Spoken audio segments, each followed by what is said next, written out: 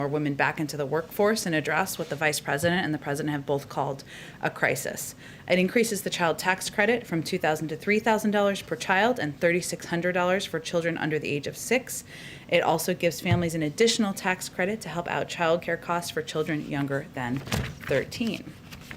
As you all have probably seen, there have been some tornadoes in the South. We are monitoring those closely. The severe weather outbreak that's impacting, of course, the southeastern part of the United States. We extend our deepest condolences to the people in Alabama and Mississippi who lost loved ones as a result of the severe weather outbreak. We continue to be in close communication with state and local officials, stand at the ready should a need for federal assistance be made or be required. We have not received requests at this point yet, but we stand ready to respond to those should we receive those requests. Next week, we will update the week ahead. This does not have a lot in it, but next week the president will continue laying out his vision for the future of our country. On Monday, Tuesday, and Thursday, he will not be traveling. He will be doing public events at the White House. We'll have more details of those in the coming days. And on Wednesday, as all of you know, he will travel to Pittsburgh, Pennsylvania, where he will deliver a speech laying out more details of his plan to build the economy back better. That, Josh, go ahead. Thanks, Jen. Georgia signed into law new restrictions on voting. President Biden has expressed his moral outrage over that. There's legislation in Congress, but does the administration plan to take any executive actions or file any lawsuits opposing these new laws? Well, the administration has taken executive actions on voting rights, and of course we will continue to review options in that regard. I will say we expect to have a statement from the president on this voting law, I should say, that passed in Georgia. He's worried about how this initiative sets in place, allowing states, preventing states, I should say, to bring water to people standing in line, waiting to vote, deciding what you're going to end deciding to end voting at 5 o'clock when working people are just getting off of work, making it more challenging, not easier to vote, deciding that there will be no absentee ballots under the most rigid circumstances, like the late Congressman John Lewis said, there's nothing more precious than the right to vote and speak up. And the president certainly believes that. There are pieces of legislation, as you noted, but that he is watching closely, that he will be engaging with members of Congress on, including the For the People Act and the John Lewis Voting Rights Advancement Act, to make it easier for all eligible Americans to vote, to have access to the ballot box, and to prevent attacks on the sacred right to vote. I'll also note that when he was in Georgia just 2 weeks ago, he met with Stacey Abrams while he was there, and he will also continue to encourage and engage with outside leaders and activists on steps they can take. Obviously, there's a range of groups and organizations that may take legal action, that will be leading in activism. Some of that is going to be more appropriate from outside of the White House. And then 2 more questions. Japan's prime minister has said he expects to invite President Biden to attend the Tokyo Olympics when he comes to the White House. That would be a big statement about the status of the pandemic worldwide. Does the president plan to accept that invite? He hasn't received it yet. I want to go to the Olympics. Does that matter? As we've said, we respected the decision to delay the games last summer. We understand the careful considerations that the Japanese government and the International Olympic Committee are weighing as they prepare for the Tokyo Olympics this summer. The government of Japan has stressed that public health remains the central priority as they plan to host the games. We, of course, look forward to welcoming the Prime Minister to Washington soon. The date has not been formally set yet. And beyond that, I don't have any predictions on what the president's travel will look like this summer. And then there's this ship stuck in the Suez Canal. Has the U.S. offered to help or provide any kind of assistance to resolve the problem? We are tracking the situation very closely. We understand that Egyptian officials are working to remove the tanker as soon as possible and continue traffic. As part of our active, diplomatic dialogue with Egypt, we've offered U.S. assistance to Egyptian authorities to help reopen the canal. We are consulting with our Egyptian partners about how we can best support their efforts. So those conversations are ongoing, and hopefully we'll have more to say about that soon. Go ahead, Steve. Thank you. We heard what the president said yesterday about Afghanistan. When do you think he will formally postpone the May 1 withdrawal date? First let me convey the president has not made a decision at this point. As he said yesterday, it would be tough to meet the May 1st deadline for full withdrawal for logistical reasons. That's consistent with what Secretary of State Tony Blinken also said in Brussels earlier this week. Any withdrawal plan will be informed by consultation with key leaders within the administration and the thinking of our partners and allies, which is, of course, what our Secretary of State is working on doing. Our commitment is to bringing a responsible end to the conflict, removing our troops from harm's way, ensuring that Afghanistan can never again become a haven for terrorists that would threaten the United States or any of our allies. But right now, we're consulting with our allies and partners, and the President has not yet made a decision. When do you think he will decide, Jen? Is it imminent, or? Well, obviously, May 1st is coming soon, but I don't have any timeline on when his decision will be made. And separately, on North Korea, when do you expect your review of that policy to be completed? Well, we are in the final stages of our intensive multi-stakeholder North Korea policy review. And we're, of course, discussing our review with national security advisors of South Korea and Japan at our trilateral dialogue coming up next week. And those consultations are an important part of our review process. Go ahead. Thanks, Jen. First, I want to follow on the Suez. How concerned is the U.S. about the blockage and its effect on global commerce, trade, goods getting to the U.S. and other places? Well, we do see some potential impacts on energy markets from the role of the Suez Canal as a key bidirectional transit route for oil. And obviously, that's one of the reasons we offered assistance from the United States, and we are in close consultation with the Egyptians about that. We're going to continue to monitor market conditions, and we'll respond appropriately if necessary, but it is something we're watching closely. And then on the pandemic, Dr. Redfield, the former CDC director, said this morning that he believes that the virus originated from the lab in Wuhan. Does President Biden have any views on where the virus may have originated, or has the U.S. come to a conclusion on that yet?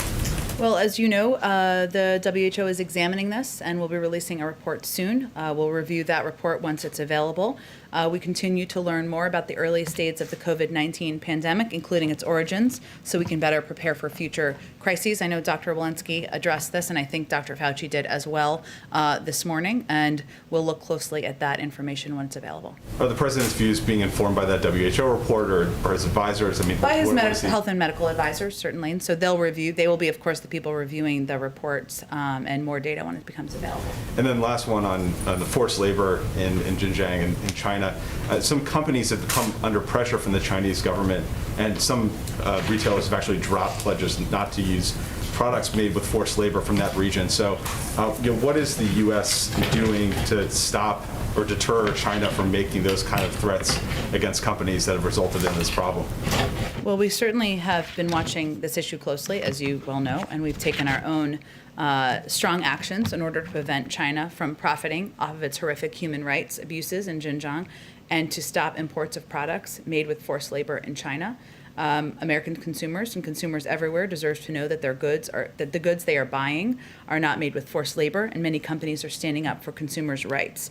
The international community, in our view, should oppose China's weaponizing of private companies' dependence on its markets to stifle free expression and inhibit ethical business practices. So it is something we are watching closely. We, of course, taken our own action. I would expect that state and commerce will have more to say on this later today. Just one quick follow-up, though. It's because it seems like you've been having this message out there for the first couple months of this administration, but China only seems more emboldened to threaten these companies. So what more can be done from the White House to try to deter them from making these threats? Well, we can work with our international partners, obviously, as I conveyed, on how we're going to push back on China's efforts to weaponize private companies. And we can convey publicly, as we are now, and of course engage with private sector entities about these efforts. But a lot of that action would happen from Commerce and in some cases the State Department. And again, I expect they'll have more specifics to say later today on this.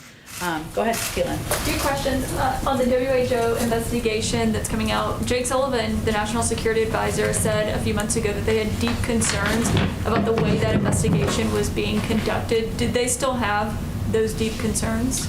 In part because there was a lack of transparency and there was a lack we weren't ensured that we would have access to the data available. So there was a delay. They actually delayed the release of that report, which we were encouraged by. We'll have to take a look at it and make sure we have access to the underlying information. So what happens if the report comes out and President Biden is not satisfied with it? Not satisfied with the report? Well, we've also called for an international investigation and look into what's happened and the origin, not just the origin, I should say, the lack of transparency from the Chinese. We have reinstituted or re-engaged with through staffing of our team on the ground in Beijing. So we'll see what the report says. Where we have concerns, we'll look at the underlying data if we have access to that, and then we'll have to make a determination through an interagency process on what's next. And just to get some clarity on yesterday, should we still be expecting executive orders from the president on gun measures? Yes. Imminently, or what do you, like a month from now, what do you think the time frame on that is? I can't give you an exact time frame, in part because they have to go through a review process, which is something that we do from here. I will note that when the president was the vice president in the Obama-Biden administration, he helped put in place 23 executive actions to combat gun violence. It's one of the levers that we can use, that any federal government, any president can use to help address the prevalence of gun violence and address community safety around the country. At the same time, he continues to believe that there is an opportunity to engage with Congress. There are two background check bills that have been proposed, have been introduced, have been working their way through. There have also been legislation introduced to ban assault weapons. But he also believes that there is an opportunity, and sometimes that the best path forward is working through states. And there has been progress made. We've seen over the last several years, 20 states now have extended background checks. 19 states have red flag laws. 7 states now have assault weapons bans. We know they work. And so we have to address this epidemic, address the threat of gun violence across many avenues, and he's committed to doing that. Okay, and then also, does he have a reaction to the Georgia state representative who was arrested overnight when knocking on the Georgia governor's door as he was signing that election law? I think anyone who saw that video would have been deeply concerned by the actions that were taken by law enforcement to arrest her when she simply, by the video that was provided, seemed to be knocking on the door to see if she could watch a bill being signed into law. The largest concern here, obviously, beyond her being treated in the manner she was, which is of course of great concern, is the law that was put into place, which again, the president will have a statement from the president, I expect later this afternoon on. It should not be harder, it should be easier to vote. We should not put limitations in place. People should be able to vote from home. They should be able to use absentee ballots. There should be a range of restrictions that are undone, not put back in place. And so that's a great concern. One he certainly shares with the elected official who was arrested. Does he plan to reach out to her? I don't have any calls to preview for you. If he does, I will certainly provide an update to all of you. Go ahead. Thank you, Jen. A couple follow-ups on yesterday. The president said he thinks the filibuster is a legacy of the Jim Crow era. Did he think that it was a legacy of the Jim Crow era in 2005 when he defended the filibuster and said altering Senate rules to help one political fighter or another could become standard operating procedure, which in my view would be disastrous?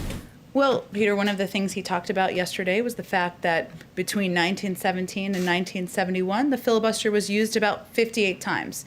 Last year alone, it was used 5 times that many. It is not being used for the intended purpose. It is being abused. And yes, there are scenarios as it relates to voting rights where it is oppressing. It is allowing for systematic racism in the country. So that's the concern he was expressing. And a follow on that, there are some concerns on the right that if you get rid of the filibuster, it effectively means one-party rule. So is that what the president was getting at when he was asked about 2024? And he said, I have no idea if there will be a Republican Party. Well, that certainly wasn't what he was getting at, given as part of his answer, he conveyed that his objective and his hope is to work with Republicans. He wants to get work done for the American people. He wants to put in place solutions, put people back to work, get the pandemic under control, make voting easier and more accessible.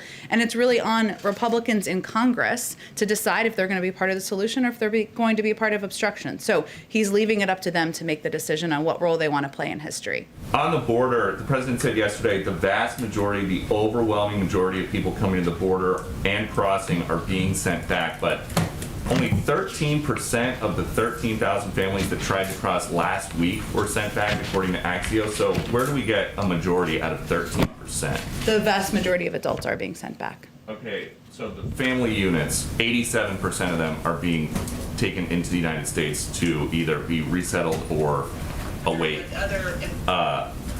their hearings. I'm just curious, 87% in the country of the family units is not a majority being sent back. A majority of adults, which every adult is not a part of a family unit, as I'm sure you're fully tracking, and tens of thousands of people are coming to our border. We know that. And so the majority of adults are being turned away. Our policy remains the same. We are implementing Section 42. As the president touched on, and I touched on a little bit earlier this week, there are capacity issues in Mexico, which we are in discussions with them about addressing. And they are not in a position to accept and take the families that they have in the past. So that's part of the diplomatic discussions that we're having. Okay, and just one more about yesterday.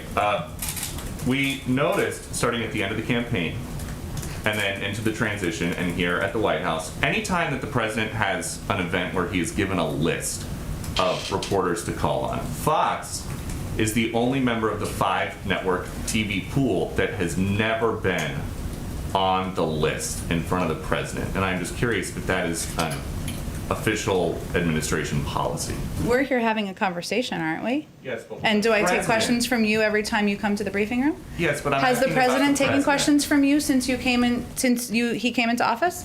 Unfortunately, Yes or no? only when I have shouted after he goes through his whole list. And the president has been very generous with his time with Fox. I'm just curious about this list that he has given. So The only member of the 5-network pool never on it, dating back to when he resumed in-person events in Wilmington during the end of the campaign. Well, I would say that I'm always happy to have this conversation with you, even about your awesome socks you're having on today, you wearing today, and have a conversation with you, even when we disagree. The president's taken your questions, and I'm looking forward to doing Fox News Sunday this Sunday for the 3rd time in the last few months. I think we got to move on because we got limited time. Go ahead, Kristen. Jen, thank you. The president talked about the importance of kids going back to the classrooms. In many schools all across the country, they are not going back to the classrooms, and there aren't imminent plans to do so because teachers' unions say that they want their teachers to be vaccinated first, even though the CDC says that's not required. How are you going to deal with that? And are there any discussions about saying to teachers' unions, you have to go back to the classrooms? Well, first, actually, 76% of schools do have teaching, do have kids in the classroom for part of the week, and about 46% are back 5 days a week, and we expect that to continue to increase over time. The president said the majority. He wants the majority Right, to be by back 5 day days a 100, week. and Yes. we're on track to meet that objective. I will say that we took a step in this administration to prioritize teachers through our pharmacy program. That program is working, it's effective, teachers can go, they are prioritized at pharmacies. It's something we had the power to take and implement, and we feel it's very much in line with the CDC guidelines because it is one of the mitigation steps, and it's a step we had the power to take and put into place. We actually don't see an issue coming up with schools not reopening. They are reopening. More are reopening every single week, and we certainly feel we're on track to meet our goal. And when you look at some of the polling as it relates to the vaccinations, still about 30% of adults say they don't plan to get one. How do you get things back to normal with those types of figures, and when specifically do you plan to move forward with the vaccine campaign to try to improve education? It's launching, Kristen. It's happening. We are launching a public campaign. There are some details that have been out and reported, I believe, in the Wall Street Journal. We'll get all that information out to all of you. I will say that what we have learned from our own data is that part of our investment and focus needs to be in trusted voices and trusted partners. We've seen some improvement in confidence among a range of communities in the efficacy of the vaccine. That's good news, right? What we have seen concern about, and what we still have concern about, is access, and that is the big issue. Because now, when we start to get to the point where we are trying to reach more and more communities, of course, vaccinate adults, Americans in this country.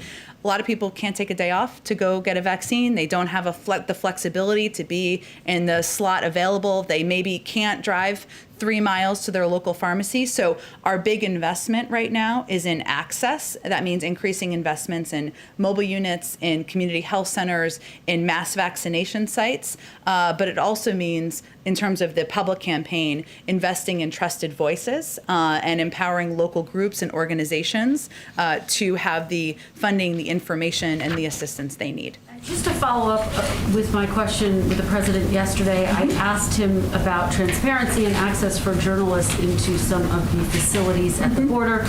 The president said, "I will commit when my plan is underway to have access." It sounded to a lot of people like he was saying, "I will let more cameras in once I'm satisfied with the conditions." How is that consistent with transparency? That's not actually what he meant. I'll first say we did allow access, including an NBC camera, exclusively into the shelter facility on Wednesday. And we're committed to increasing access and doing additional pools, making it available, these facilities, including the Border Patrol facilities, as well as the shelters. What he was conveying is right now his focus is on moving these kids out of these Border Patrol facilities, right? And making sure it's done in a way that keeps them safe and keeps everyone safe. That does not imply that we are not going to allow access until that is done. It implies that is his first focus. So thanks for asking the question. That was his intention. Time frame for when, and noted that NBC did go in as pool. Do you have a time frame for when the next round of cameras might be allowed in? Oh, we're working on it, hopefully soon, and it's something we're certainly committed to, and we're just working with DHS and HHS on when we can make it possible. Go ahead in the back. So obviously they're on guns. Obviously there's lots of pieces of legislation the president is advocating for. But when he spoke yesterday about priorities, some gun control groups felt frustrated. They felt like he was saying gun control is not a priority compared to infrastructure, compared to Build Back Better. What's your response to groups who took that message away from the president's comments yesterday? Well, first, the president understands their frustration, and he understands it as one of the few people in government who ever beat the NRA twice by leading the fight to pass the Brady Bill and the assault weapons ban. He understands as a person who led the effort at President Obama's request to strengthen gun measures after Sandy Hook, and when that was voted down, helped put in place 23 executive actions to combat gun violence. You'll see more executive action, as Josh and others were asking about, and that review's underway, and more efforts by him and the administration to move forward in the weeks ahead, whether that is on legislation, supporting efforts that are happening in states, which we've seen as very effective and impactful, and largely due to the advocacy and activism of a lot of these groups. But, we would say that the frustration should be vented at the members of the House and Senate who voted against the measures the president supports, and we'd certainly support their advocacy in that regard. And on the border, Secretary Mayorkas put out a statement saying this is the highest pace of border crossing in 20 years. Yesterday, President Biden made it seem like this is not too unusual compared to other previous years, that in terms of the number of people trying to cross the border, it's about average. Those don't seem to square. How does the administration view this in terms of whether this is precedented or whether this is an increase? Well, the president was making the point that we have seen increases at the border in 2014 when he was the vice president, 2018 and 2019, and he conveyed that over the last 6 months of the Trump administration, there was an increase of about 31%. We've seen an increase of about 29% over the last several months since he took office. So the point is, we've dealt with this before. It is often seasonal. It is often cyclical, and he just wanted to convey that in his effort to communicate and provide educational information to the public.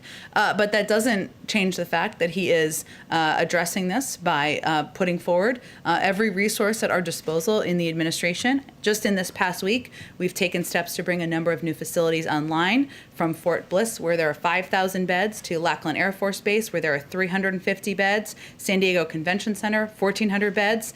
These 3 sites alone provide at peak capacity an additional 6,750 beds. One of our biggest issues, as we've talked about before, is moving these kids out of the Border Patrol facilities into the shelters, and we need to have places that are safe, that have educational resources, health resources, mental health resources, legal resources. This is a step toward doing that. The other piece where he has been very focused, as we all have been, is on expediting processing at the border. And earlier this week, the Office of Refugee Resettlement also instituted a revised policy for certain children who have a parent or legal guardian in the United States This will add more capacity and more swiftly unite kids with relatives and sponsors. So, of course, there should be a difference if it's a direct family member, a mother or father, and a different kind of adult, right? So there are steps we're taking to try to expedite even the processing. So our focus is on actions and solutions. We certainly know this is a challenge. It's something he is briefed on regularly and is pushing his team to take more rapid action.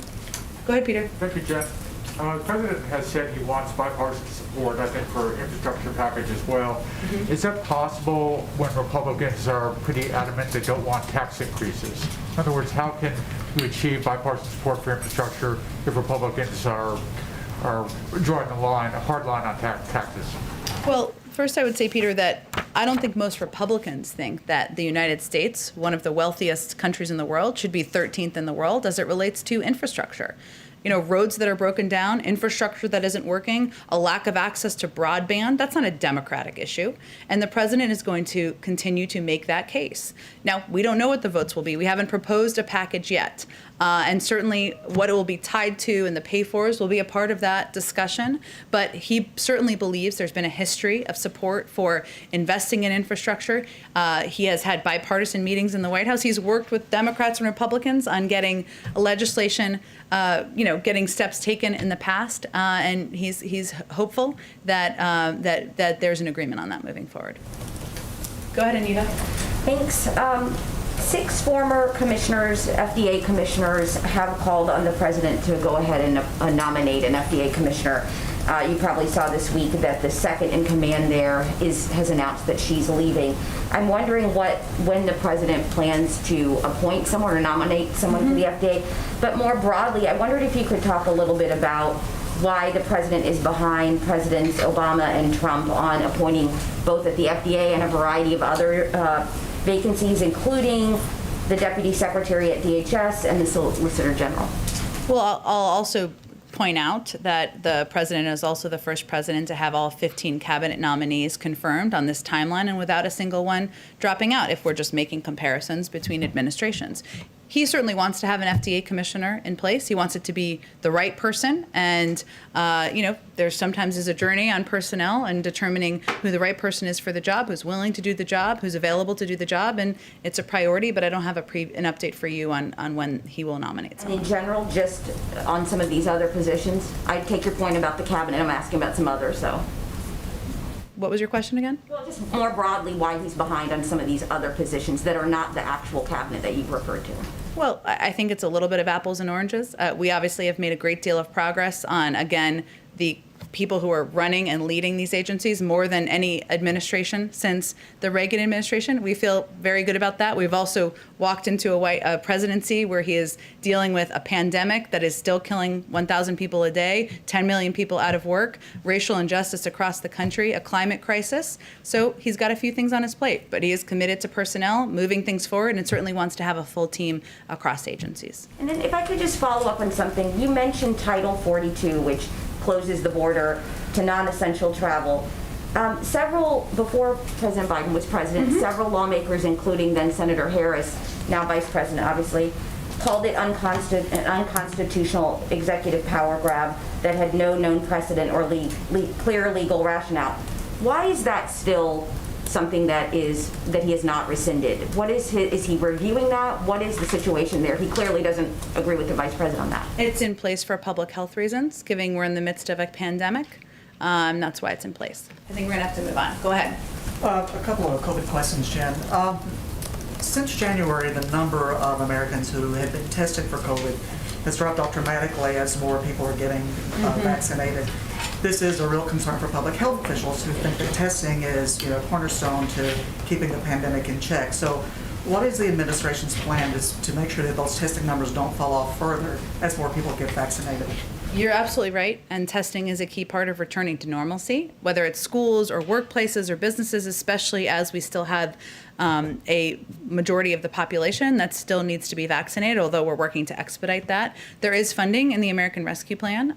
There is funding to also allow for that, or institute, or give funding, I should say, to schools to also make that available there. So it's something that we'll continue to communicate about to governors, to school leaders, to businesses about the importance of testing. And we have resources now that have been passed in the American Rescue Plan to help alleviate some of the cost. Okay, and one more. The NFL has announced that it is not going to require players, coaches, staff members to get the COVID vaccine if they want to play, practice, etc. Is that a mistake? And should this vaccine be required for athletes? Well, I would certainly, I don't know that we're making NFL policy from here, but it is certainly recommended by public health officials, by officials from our federal government, because it's how we can keep people safe and healthy, whether it's our family members or our friends or people in the stands who are attending these games. So certainly we would advise any entity to follow public health guidelines, to recommend that their players, the members of the NFL, follow those public health guidelines, whether it's mask wearing, social distancing, washing hands, and certainly getting the vaccine when they have access. Go ahead. So a question again about voting rights. The president has expressed support for H.R. 1. Yeah. He's going to put out a statement later today. What else does he have planned as far as travel or working with senators to push legislation forward? What other specifics can you share about his use of the bully pulpit to push that forward? And I have one more question on behalf of... Okay, no problem. First, as the president conveyed yesterday, he feels that voting rights are pushing back on voting rights, making it harder to vote is un-American. It is something that should not be a part of society in any regard. Even many Republicans across the country oppose the efforts that have been undertaken in states like Georgia to make it more difficult. He will certainly continue to vocalize that, as he did quite passionately yesterday. He met with Stacey Abrams when he was in Georgia, and he will, of course, use his role as president to engage with and work with members of Congress and leaders to help to move these pieces of legislation forward into the Senate. Okay, and the other question is, when children arrive at the border, migrant children arrive, and they're not with their biological parents or with aunts, uncles, grandparents, they are sometimes separated from them, and they become an unaccompanied minor at that point. Does the administration look at changing that policy to let non-immigrants stay together when they're not a biological parent? Well, I think that there are steps that are taken to ensure, because there has been a history of child trafficking, right? And we want to prevent that from being a risk that is that is posed to children. I'm not aware of any consideration of changes. I'm happy to check and see if there's anything underway. It would decrease the number of unaccompanied minors if they can stay with an aunt, an uncle, or grandparent. That certainly is true, but I think we have to ensure that individuals are vetted, that they are who they say they are, and there have unfortunately been cases in the past where that has not been the scenario. So we are mindful of that as well. Go ahead. I have a question about the Iowa 2nd Congressional District race. 4 Republican senators in a letter to corporations are calling the battle for Democrats to take back the seat an unacceptable attempt to undermine a legitimate democratic process. Does the president agree with their assessment? I believe that the process that is outlined by the House of Representatives is what's being followed here to ensure every vote is counted. So no, he wouldn't agree with that. And then just one more question. Will the White House comply with the White House Democrats' request for documents from the last 6 weeks of the Trump administration as part of their investigation into what happened on January 6th? A lot of those documents would be in the National Archives, I believe, so I'm not sure it would be White House documents. But if they're White House documents, I can certainly ask our lawyers, but I think most of them would be in the National Archives. From a past administration. Go ahead.